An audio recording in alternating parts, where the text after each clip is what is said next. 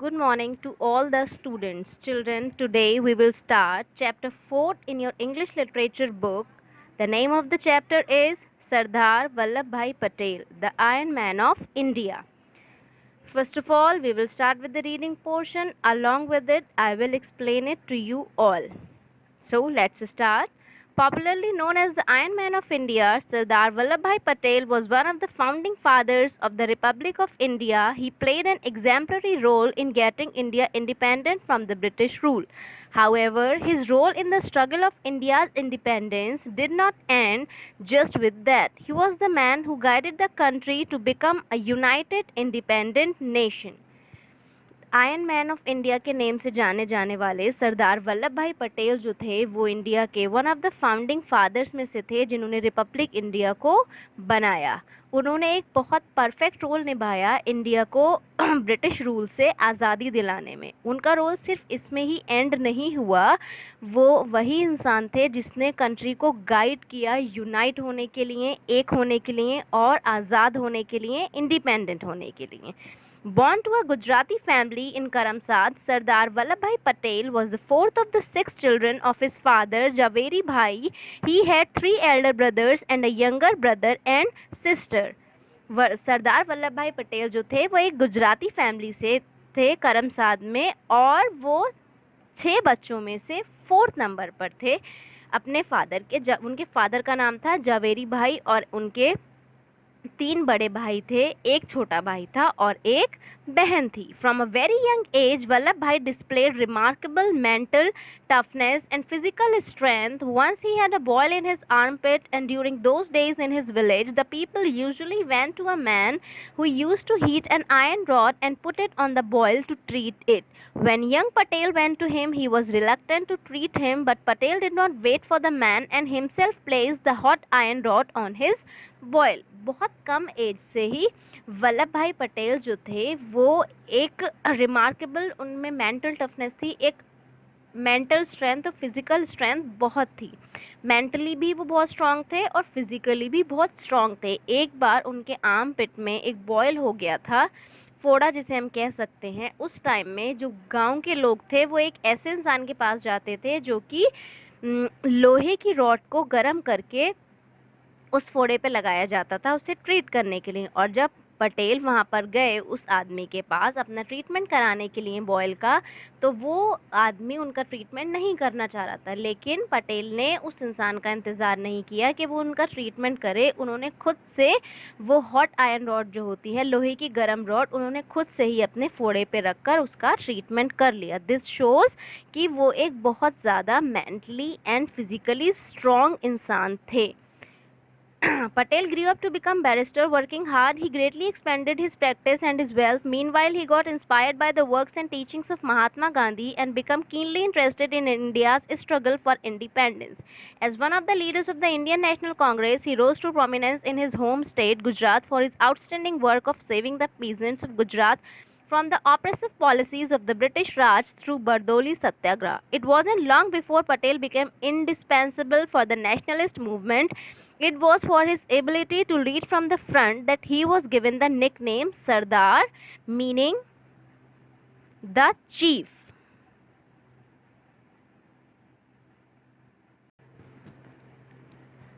Patel is also credited with establishing the modern All India Civil Services, and for the same is regarded as the patron saint of India's civil servants. Sardar Patel supported the empowerment of women and worked for abolishing alcoholism, untouchability and caste discrimination from society. Patel ने बहुत सारा काम किया है। बड़े जैसे जैसे वो बड़े, उनकी एज बढ़ती चली गई, बड़े होकर उन्होंने बैरिस्टर बनने के लिए काम किया, बहुत मेहनत की और उन्होंने अपनी प्रैक्टिस करके एज अ बैरिस्टर उन्होंने बहुत सारा धन भी कमाया। और उसके साथ उसी टाइम में वो महात्मा गांधी की काम से, उनकी टीचिंग से बहुत इंस्पायर हो रहे थे और बहुत ज़्यादा इंटरेस्टेड हो गए थे इंडियाज़ के स्ट्रगल में, आज़ादी के लिए इंडिया के स्ट्रगल में। और कांग्रेस, इंडियन नेशनल कांग्रेस के लीडर होने के तौर पे उन्हें बहुत ज़्यादा फेम मिली, बहुत ज़्यादा वो फेमस हो गए अपने होम स्टेट गुजरात में उनके काम के लिए। उन्होंने जैसे कि बहुत सारा काम किया, गुजरात के किसानों को बचाया ब्रिटिश राज की ऑपरेसिव पॉलिसीज़ से, और भी बहुत सारी चीज़ें उन्होंने बरदोली सत्याग्रह किया। It was long enough before Patel become indispensable, और वो अब पटेल जो थे बहुत ज़्यादा ज़रूरी बन चुके थे इंडियन नेशनलिस्ट मूवमेंट के लिए, क्योंकि उनकी एबिलिटी की वजह से, उनकी काबिलियत की वजह से, to lead from the front, सामने से लीड करने की काबिलियत की वजह से उन्हें निक नेम भी दिया गया सरदार। सरदार का मीनिंग होता है चीफ, और उन्हें ये भी क्रेडिट दिया गया, उन्हें क्रेडिट मिला modern all India civil services बनाने के लिए, जिसकी वजह से उन्हें patron saint of India civil servant भी कहा जाता है। सरदार ने सरदार वल्लभ भाई ने एम्पावरमेंट भी सपोर्ट किया, वुमेन का एम्पावरमेंट सपोर्ट किया, और भी काम किया शराब को बिल्कुल अबॉलिश करने के लिए, अनटचेबिलिटी को हटाने के लिए, और कास्ट डिस्क्रिमिनेशन को सोसाइटी से हटाने के लिए। इन सारी चीज़ों के खिलाफ भी पटेल ने आवाज़ उठाई। Sardar Patel actively participated in the Gandhi led Quit India movement. The Quit India movement began in August 1942. Sardar Patel influenced the large crowd that had assembled to take part in the civil disobedience, which included the shutdown of all the civil services and refusal to pay taxes. Vallabhbhai was arrested in this agitation and released only after 3 years in June 1945. Strikes, protests, and revolutionary activities ruled India during this time, with the result that the British decided to leave India and transfer the power to the Indians. Sardar Patel ने, गांधी जी ने quit India movement start किया था, उसमें बहुत actively participate किया। Quit India movement अगस्त 1942 में start हुआ था, और सरदार पटेल ने बहुत सारे लोगों को इन्फ्लुएंस किया उस चीज़ में पार्टिसिपेट करने के लिए, और लोग इन्फ्लुएंस हो गए उनके कहने पर। काफ़ी सारे लोग एक जगह इकट्ठा हुए, जिसकी वजह से इतना सारा सिविल डिसोबीडियंस हो गया और सारी सिविल सर्विसेज बंद हो गई, और लोगों ने टैक्सेस पे करने के लिए भी मना कर दिया, जिसकी वजह से वल्लभ भाई को अरेस्ट भी कर लिया गया इसी कारण, और उन्हें 3 साल बाद छोड़ा गया जेल से जून 1945 में। और इस बीच में बहुत सारी हड़ताल, प्रोटेस्ट और बहुत सारी रेवोल्यूशनरी एक्टिविटीज़ हुई इंडिया में, जिसकी वजह से ब्रिटिश ने डिसाइड किया कि वो लोग इंडिया छोड़कर चले जाएंगे और जो भी पावर है वो इंडियंस के हाथ में दे दी जाएगी। In 1946, Patel was nominated as a candidate for the elections of the Congress president. However, he turned down the position on the advice of Gandhi ji. Eventually, Pandit Nehru became the president of the Indian National Congress. India became free on 15 August 1947. Sardar Patel became India's first Home Minister and Minister of Information and Broadcasting. At the time of independence, India was divided into 3 parts. The first was directly under the control of the British government. The second were the territories ruled by hereditary rulers. And the third was the territories colonized by France and Portugal.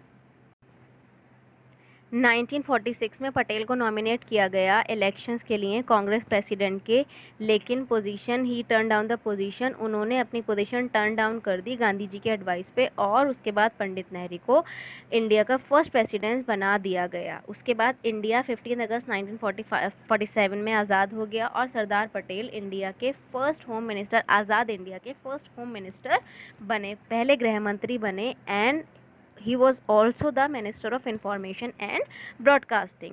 Independence के time पे India को, आज़ादी के time पे India को 3 parts में बांटा गया। पहला पार्ट जो था वो कि डायरेक्टली ब्रिटिश गवर्नमेंट के कंट्रोल में था। सेकंड पार्ट जो था वो टेरिटरीज़ के जो हेरिडिटरी रूलर्स, मतलब जो कि पुराने लोग होते थे, एंसेस्टर्स या फोर फादर्स, वो उनके हाथ में दे दिया गया। और जो तीसरा पार्ट था, उनकी टेरिटरीज जो थी वो बाहर के कॉलोनलाइज लीडर्स कंट्रोल करते थे, फ्रांस और पोर्टुगल के।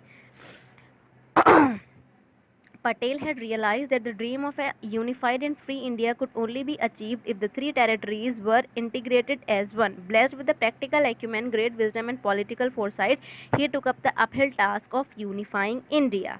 पटेल का एक ड्रीम था यूनिफाइड इंडिया का, कि इंडिया एक हो, और वो ये सोच रहे थे कि ये ड्रीम केवल तभी पूरा हो सकता है जब तीनों टेरिटरीज एक में बन जाए। 3 पार्ट्स में जो इंडिया डिवाइड हुआ है वो एक हो जाए, तभी इंडिया एक कहलाएगा। और उनके पास एक बहुत ज़्यादा acumen means ability to make good judgements and take quick decisions, और उनका एक आईक्यू लेवल ही अलग था, जिसे कह सकते हैं उनकी सोचने की क्षमता ही एबिलिटी अलग थी, जिसकी वजह से उन्होंने एक ग्रेट डिसीजन लिया, और अपनी पॉलिटिकल फोरसाइट से, दूरदृष्टि से उन्होंने डिसीजन लिया, और इंडिया को एक बनाने का जो बीड़ा था वो अपने ऊपर उठा लिया। Patel began lobbying with the princes and monarchs of the the separate states to accede to India. Patel's untiring efforts and relentless appeals bore fruit as he successfully persuaded 565 states to merge into India. Only 3 states were unwilling to accede. These were Jammu and Kashmir, Junagadh, and Hyderabad. However, these states eventually became a part of India. इसके बाद पटेल ने अपना काम शुरू कर दिया, लोगों को इन्फ्लुएंस करना, प्रिंसेस और मोनार्क से बात करना, राजा महाराजा जो भी अलग अलग टेरिटरीज़ को रूल कर रहे थे, जो भी के अलग अलग पार्ट में जो इंडिया बटा था, उन लोग के लीडर से उन्होंने इन्फ्लुएंस करना, उनसे बात करना स्टार्ट की कि इंडिया को एक बनाने में, सब लोग को एक जगह करने में, और काफ़ी लोग उनकी बात से सहमत होकर, इन्फ्लुएंस होकर तैयार भी हो गए और उन्होंने सक्सेसफुली 565 स्टेट्स को तैयार कर लिया इंडिया में मर्ज करने के लिए। केवल 3 स्टेट्स से जो तैयार नहीं हुए इंडिया में मर्ज होने के लिए, वो थे जम्मू कश्मीर, जूनागढ़ और हैदराबाद। बट कुछ टाइम के बाद ये 3 स्टेट्स भी तैयार हो गए इंडिया का पार्ट बनने के लिए। Patel's health started declining in summer of 1950. It gradually worsen and he had to be flown to Mumbai where he recuperated at Birla house. Sardar Patel breathe his last on 15 December 1950 after a massive heart attack. उसके बाद से पटेल की जो health थी वो गिरना शुरू हो गई, उनकी सेहत कम होना शुरू हो गई 1950 की समर्स में, और वो बहुत ज़्यादा उनकी हालत ख़राब होती चली गई जब उन्हें मुंबई जाना पड़ा, जहाँ पर वो दोबारा से ठीक हो गए बीमारी के बाद। लेकिन उन्होंने 15 दिसंबर 1950 को अपनी आखिरी सांस ली, एक हार्ट अटैक की वजह से उनकी डेथ हो गई। फाइनली उनकी डेथ हुई हार्ट अटैक की वजह से, बीमार होने के बाद वो ठीक हो गए, but after some time on 15 December 1950 he was dead due to a massive heart attack. Sardar Patel was posthumously awarded India's highest civilian award, Bharat Ratna, in 1991. His birthday, which falls on 31 October, is celebrated as Rashtriya Ekta Divas or National Unity Day. Sardar Patel को जो है award दिया गया Bharat Ratna, civilian award दिया गया भारत रत्न का 1991। पॉस्टुमसली means hair कि ये वो अवार्ड है जो किसी के मरने के बाद ही दिया जाता है, तो उन्हें अवार्ड किया गया उनकी डेथ के बाद civilian award Bharat Ratna award से 1991 में। उनका बर्थडे जो है वो 31 अक्टूबर का होता है, जिसे हम राष्ट्रीय एकता दिवस या फिर नेशनल यूनिटी डे की तरह से मनाते हैं।